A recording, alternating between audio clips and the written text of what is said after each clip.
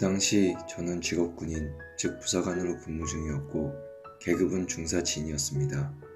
진급 예정자한테 진짜를 붙여서 그렇게 부르는데 결국은 하사죠. 하사 때 만나서 연애를 시작하게 되었습니다.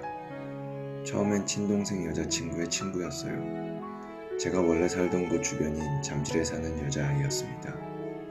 그때가 22살, 제가 23살이었었던 것 같습니다.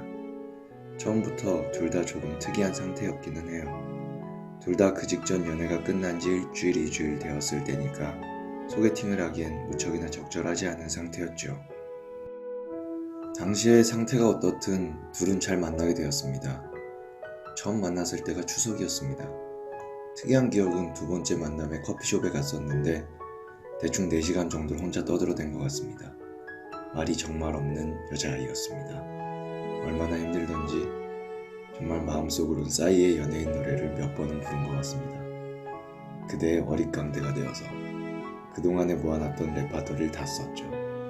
잔잔하게 동전 마술도 하고 있는 제주 없는 제주 다 부려가면서 이렇게 시간을 보냈었죠. 그렇게 연애를 시작하여서 저희 부대 행사에도 같이 참석하기도 하고 서로의 집도 드나들게 되었습니다.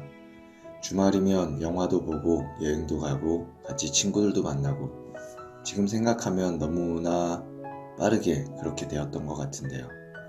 시간이란 게 사람에 따라 상대적일 수밖에 없는 것이기도 하지만 우리는 너무 빠르긴 했습니다. 사귄 지 80일이 넘기기 전에 서로의 부모님들께 결혼을 하겠다고 했었고요. 제대를 앞둔 상태였는데도 불구하고 말입니다. 당시에 여자친구의 나이가 23살이었으니까 당연히 처갓집의 반대는 이어졌죠. 여자친구는 울면서 전화하는 일이 잦았습니다. 저도 물론 너무나 좋아했기 때문에 서둘러 결혼을 하고 싶긴 했습니다.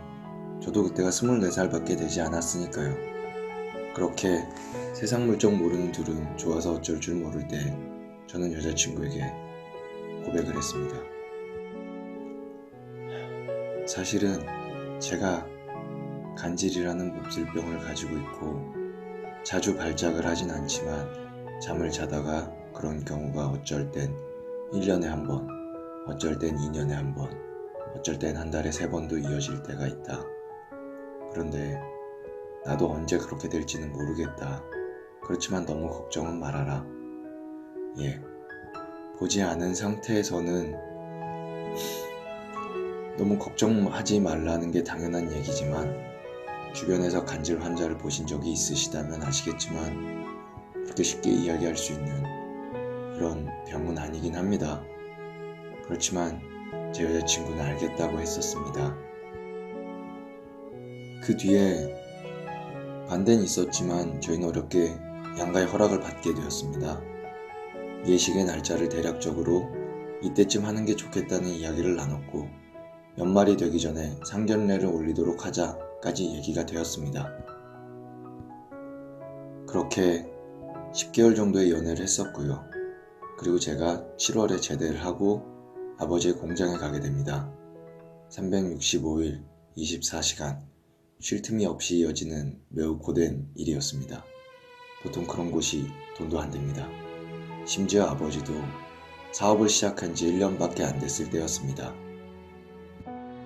오히려 제대하고 더 못 만나게 되자 아내가 찾아오는 일이 많이 생겼죠.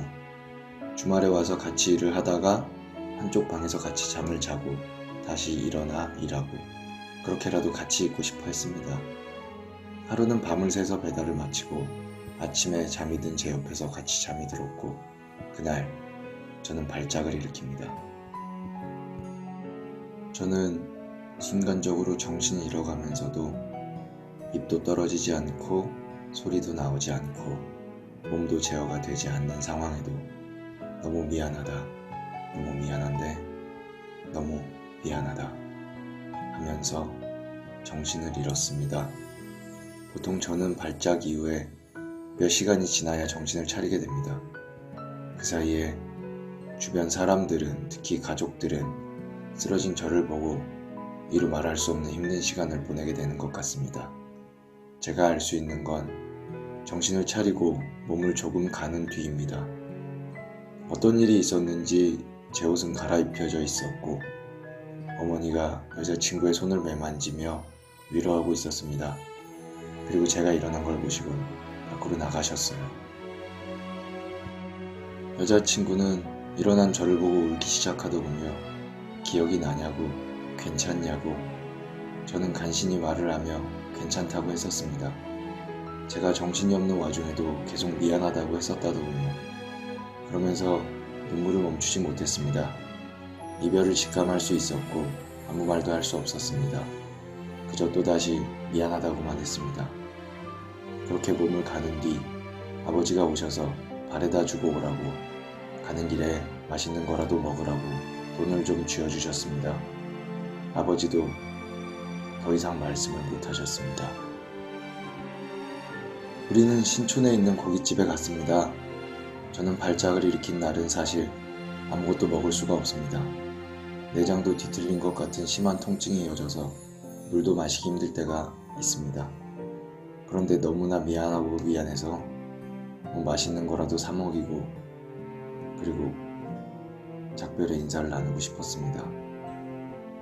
그렇게 고기가 구워지고 접시에 올릴 때까지도 한마디도 없었습니다. 그저 제가 너스레를 떨 뿐이었습니다. 그리고 제가 먼저 이야기했습니다. 미안하다. 곤란한 모습을 보게 해서. 그리고 잘 지내라고. 나는 괜찮다고. 그냥 너무 미안하다고. 여자친구는 또다시 눈물이 터져버렸고 어떤 생각인지 할만하게도 미안하다고 하더군요. 다시 그 모습을 볼 자신이 없다고 하면서요. 그렇게 우린 헤어졌습니다.